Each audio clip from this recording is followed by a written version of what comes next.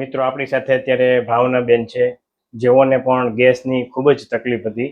તો ભાવનાબેન, આપ ક્યાંથી આવો છો અમદાવાદ અને આપને કેટલા સમયથી તકલીફ હતી ને શું શું તકલીફ થતી? ઓડકાર આવે, માથામાં ચડે, ગેસ છાતીમાં ચડે અને ખાસા 4-5 વર્ષથી તકલીફ હતી. અને બીજું શું થતું આમ જ્યારે ગેસ નીકળે ત્યારે? ના, બીજું કઈ નહીં, પણ ઓડકારો આવે ને પછી શરીરે ભારે ભારે થઈ જાય. કન્ટિન્યુ ઓડકાર ચાલુ રહેતા? આમ દબાવવાથી તમને નહોતા આવતા? ના, તમને ગમે ત્યારે ઓડકાર આવતા? હા. આમ દબાવવાથી આપણે ઓડકાર નતા આવતા? જમો પછી ઓડકાર આવતા કે પહેલા? એ પહેલાય આવે, આખો દિવસ આવે.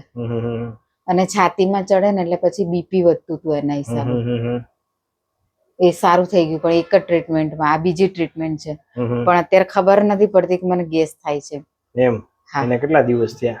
એ તો મને અઠવાડિયું, અહીંથી હું પહેલી વાર આવી ને અઠવાડિયા પછી જ મને સારું થઈ ગયું.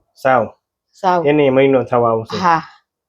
તો હવે કઈ તકલીફ નથી? નહીં, કઈ જ નહીં તકલીફ. ઓડકાર નથી આવતા? કશું જ નહીં. સરસ. તો આ વિડિયો YouTube માં મૂકી શકીએ? તમે શું કહેવા માંગશો? ના ના, સારું છે ટ્રીટમેન્ટ, અને બધાએ આવવું જોઈએ. અને ટૂંક સમયમાં સારું થતું કેમ નહીં આવું? દવા વગર, પાછું ઇન્જેક્શન વગર. સારું છે. સરસ. થેન્ક યુ માતાજી. હા, આવે ચોક્કસ બધા. ઊંડો શ્વાસ લો, છોડો. ઊંડો શ્વાસ લો, છોડો.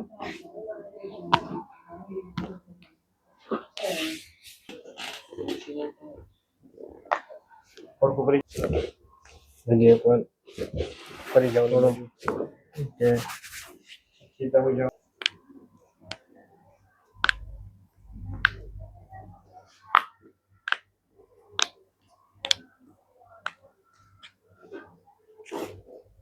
ઢીલું મેં દે ચલી.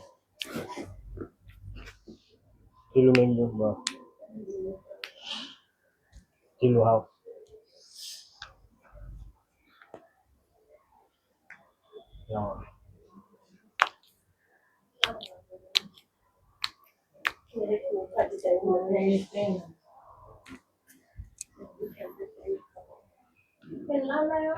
ઓકે.